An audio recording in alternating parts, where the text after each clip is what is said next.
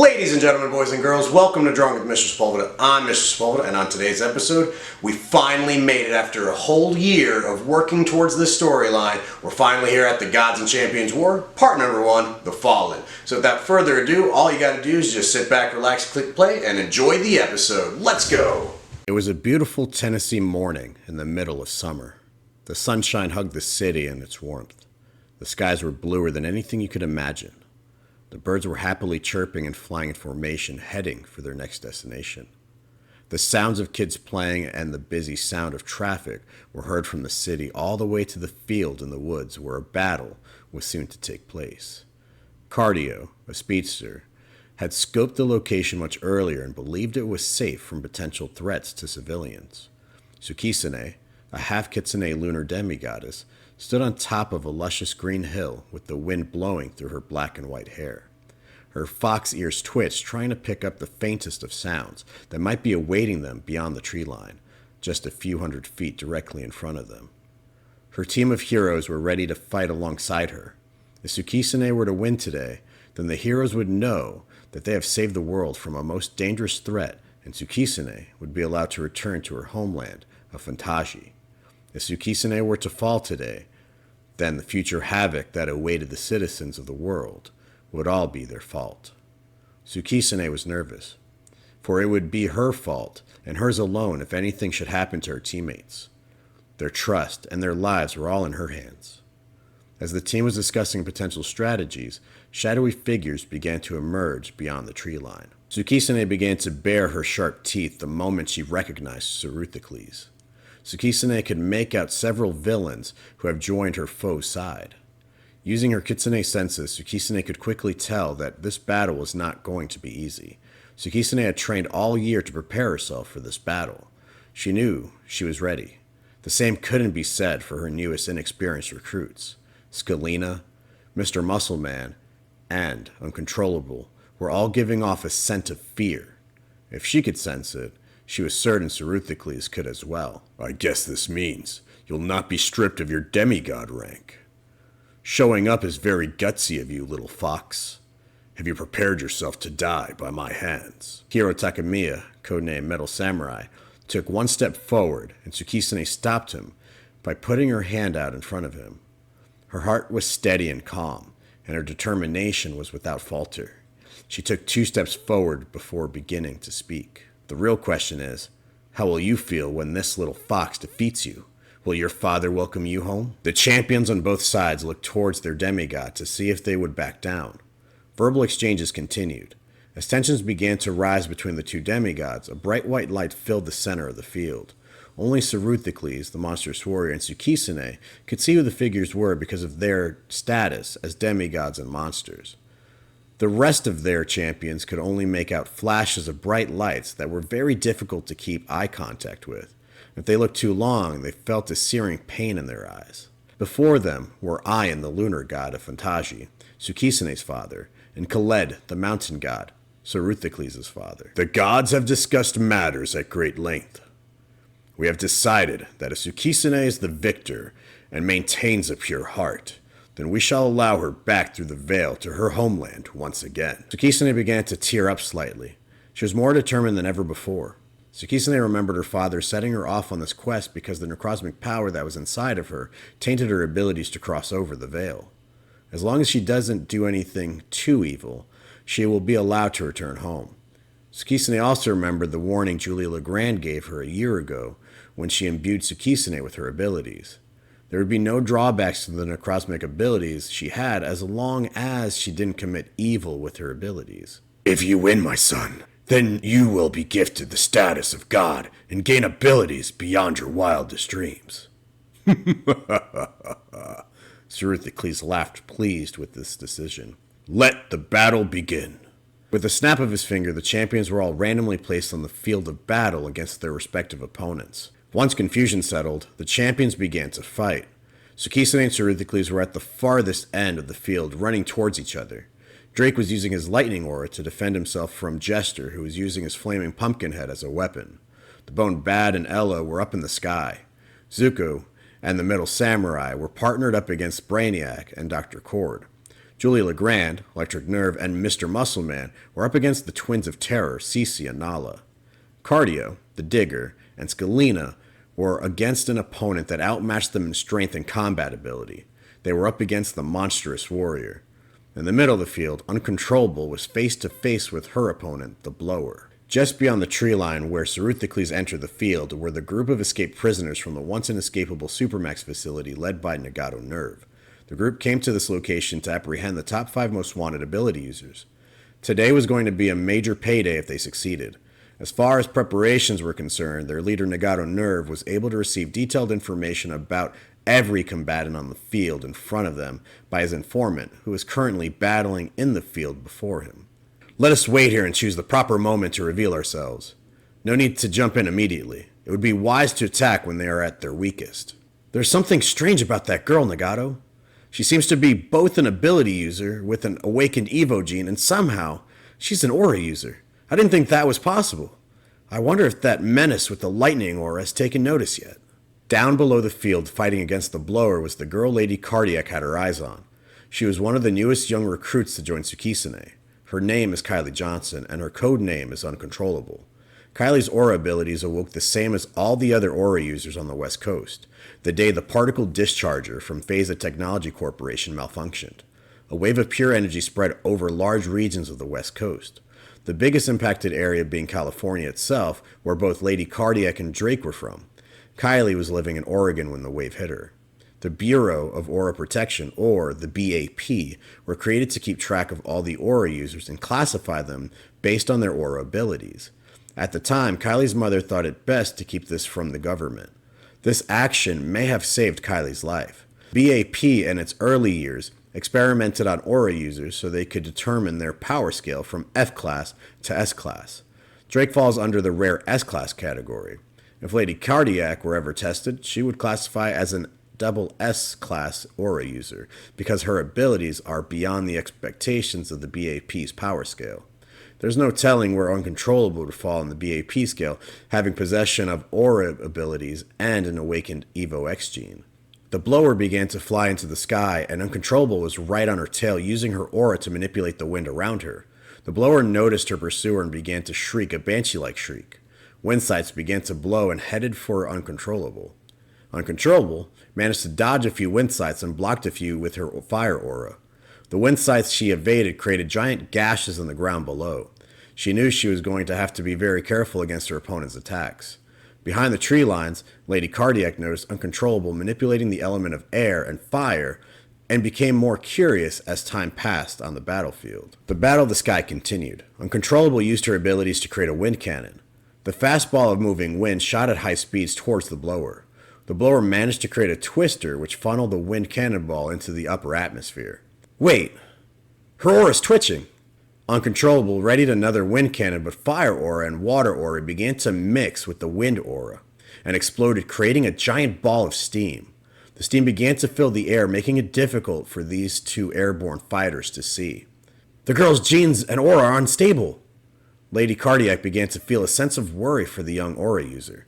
This was something new to Lady Cardiac. She never feels any empathy towards anyone, so why now? Uncontrollable was falling out of the sky from the recoil. Suddenly, she regained control and attracted a patch of earth to her. She managed to plant her foot on the grassy, rocky patch and leaped upward. Uncontrollable then managed to manipulate the wind around her, using her aura to help her fly towards the Blower. In her mind, she said to herself, "I can do this."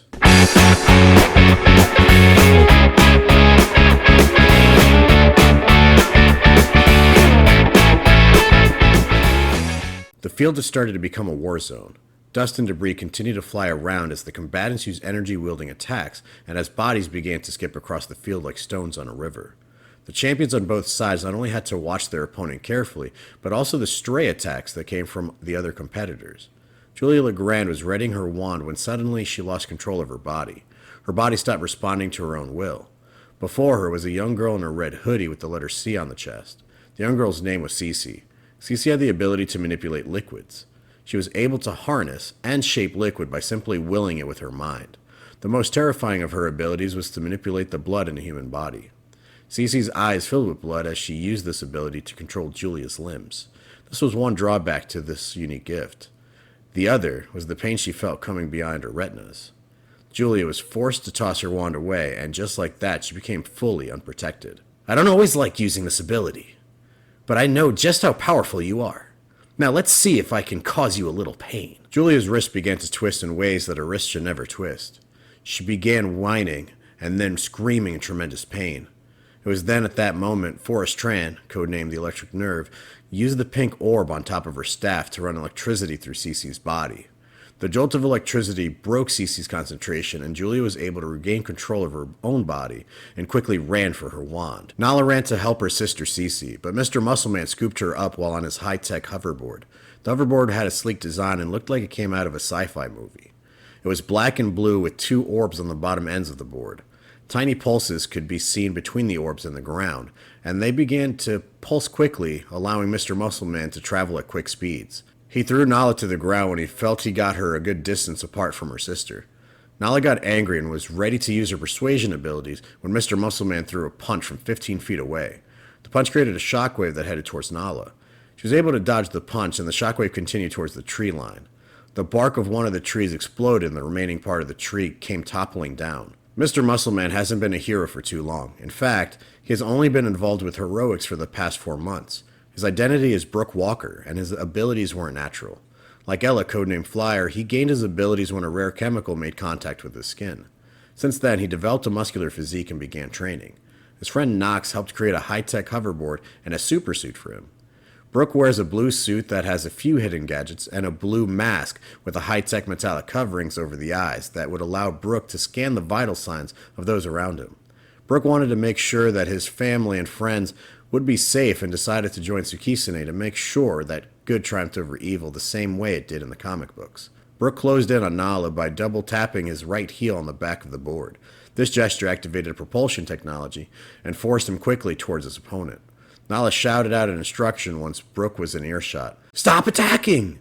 Brooke stopped attacking Nala. He was now under the complete control of his opponent. "Good. Now attack the girl that zapped my sister." Without hesitation, Brooke hopped off his hoverboard and ran towards Forrest.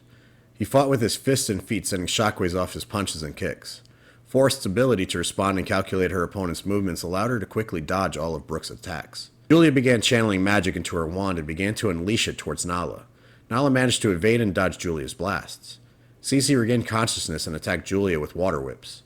The whips were being deflected by Julia's magic easily, at least until one of Brooke's shockwaves punches missed Forrest and collided with the ground near Julia. Julia lost her footing and was struck repeatedly by the water whips while she was on the ground.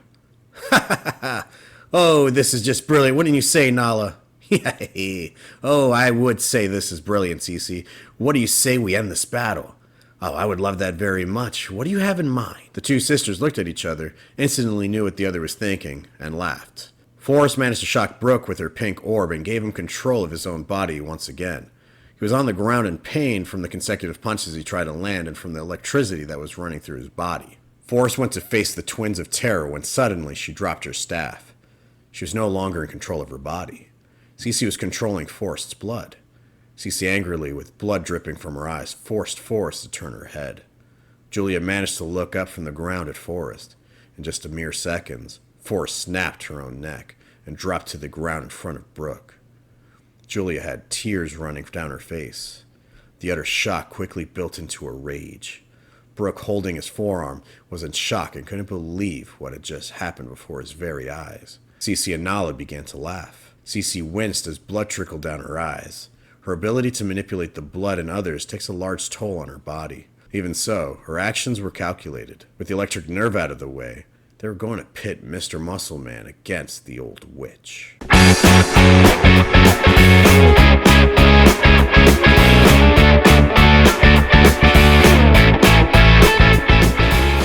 The monstrous warrior was wreaking havoc all over the field. He uses trident to throw chunks of earth at Cardio, Digger, and Scalina. The 3 managed to dodge these attacks, but as they spent energy avoiding damage, the monstrous warrior closed the gap between them. As he closed in, he began shooting fire out of his hands aimed at the trio of heroes. Cardio managed to run at high speeds and began running circles around the monstrous warrior. The monstrous warrior attempted fire attacks and swinging his trident, but each of his attacks missed Cardio. When Cardio runs, the world around her seems to slow down. The crazy thing about this monster is that his eyes seem to follow her while she is running. Just what kind of monster is he? Digger attempted to move in closer to fight the monstrous warrior with his pickaxe. The monster was easily able to send the pickaxe flying with one swing of his trident. Digger attempted to spit an orange acid at the monstrous warrior and managed to land acid on his skin. The monstrous warrior was unfazed by the acid. The acid began to smoke and disappear on the monster's skin like water evaporating on a hot sidewalk. "You're not ready to fight with gods and monsters, boy!" The monstrous warrior quickly punched Digger square in the face, breaking his nose. The Digger was flying into the air from the impact when the monster grabbed Digger by the shoulders and kneed him in the face, cracking Digger's left orbital bone. Digger's body collided with the ground, causing a miniature crater on the field. The rumble of the ground was felt throughout the field, but the other champions couldn't lose focus in their battles. For losing focus could result in losing their own lives. Upon impact, Digger felt burning sensations fill his entire body and pain circulated throughout his body. Scalina, who had been staying back, rushed over to Digger. She used her abilities to heal the Digger's fractures and broken bones. Scalina was living in Pittsburgh when the incident involving G occurred. She was a young power user with the ability to heal bones when G's abilities transformed her into a walking, talking skeleton. Since then, she had come to love herself, even if not everyone could accept her outward appearance. When heroes were fighting villains in major cities, she would be on the ground helping to heal the injured. She wanted to provide support to the people and prevent them from being in a ton of pain. Scalina joined Tsukisune because she wanted to make sure the heroes had a fighting chance at protecting the world. Cardio, quickly realizing that Scalina was healing Digger, ran towards the monstrous warrior to cause a distraction. She threw rapid punches and kicks around his entire body, but he didn't flinch. The monstrous warrior, fed up with this lack of competition, released a ring of fire from around his body. The fire blasted Cardio, causing her to suffer severe burns to her arms and legs. The fire burned some of the nearby trees and grass as well. After witnessing this feat of strength, Musculo couldn't help but get excited. "I'm tired of waiting. That guy will be my opponent!" Musculo quickly ran towards the monstrous warrior with his cosmic hammer in hand. Nagato told the crew that it was time to collect their paychecks. Lady Cardiac wanted to head towards Uncontrollable, but she had unfinished business with Drake. Puppet Master was intrigued by Lady Cardiac's reaction to the girl who controlled the elements and headed towards her. Digestive Dino, intrigued by the tiny dragon, ran towards that area of the field. Fire Captain Olivia ran towards the Bone Bat, hoping he would make a great pet. Lectress ran towards the Twins of Terror, and Nagato ran towards Tsukisune and Ceruthocles, hoping to take out 2 of the 5 most wanted. Musculo swung his hammer at Scalina, sending her flying over the hill through a tree. He then used the hammer to swing Digger right at the monstrous warrior. The monstrous warrior quickly impaled Digger with his trident and set him on fire. A large scream was heard across the battlefield from Digger. The searing pain from the flames was too much for him. He was quickly engulfed by them and fell silent. Tsukisune lost concentration at that moment and turned her gaze only to see what had happened to Digger and the electric nerve. As she was taking in the sight, Ceruthocles struck her with the glowing green fist. She was sent tumbling across the field and somehow managed to regain her footing. Ceruthocles was about to approach her when 2 things caught his eye. One was a girl with angel wings flying in from the city, and the other was the green-skinned being that he witnessed just months ago standing right next to Tsukisune, as though they had been there the entire time.